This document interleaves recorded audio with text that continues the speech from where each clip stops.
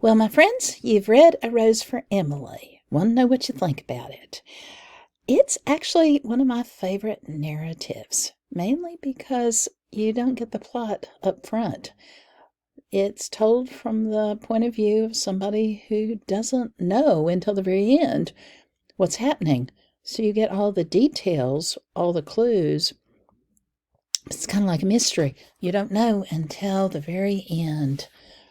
My gosh, what was the poison for? My gosh, what was the smell? It'd be interesting if some of you guessed beforehand. Now, this is from Faulkner, one of the best known writers in the South. I have an interesting relationship with Faulkner. I had trouble with him when I was in high school and in college, actually, for that matter.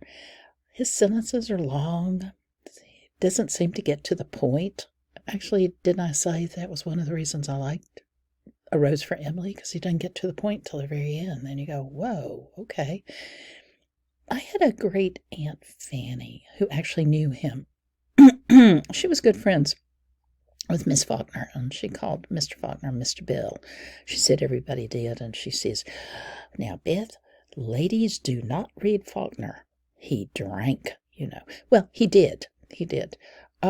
Powerful writer, a little bit too honest for some readers. Like to know what you think again. Now, some literary terms to look at. Symbolism, an object that represents a broader concept. Gray hair is the most important here, probably, when we see that long gray hair on the pillow at the very end. My gosh, what does it tell us about what happened? And she slept there recently. The Grierson house itself is a symbol of old times that have fallen decrepit, fallen from their glory, not quite as grand as they used to be. The gentleman's toiletry set. We see Miss Emily, who had bought it, and the height of luxury, engraved it with the man's initials, and then at the end, covered with dust. What does that mean? And the rose. The rose. Why a rose for Emily? It's not actually in the narrative. In the next thing, allegory. We know about allegories through parables, Aesop's fables, for instance. A narrative whose plot makes a statement about broader issues. The tortoise and the hare, for instance. Faulkner called, I'm going to read this to you, the title, an allegory. That was an allegorical title. The meaning was, here was a woman who had had a tragedy, an irrevocable tragedy, and nothing could be done about it, and I pitied her. And this was a salute, just as you were to make a gesture, a salute to anyone, to a woman you would hand a rose. Some other critics have said the rose is sweet, wonderful, beautiful, but it has thorns.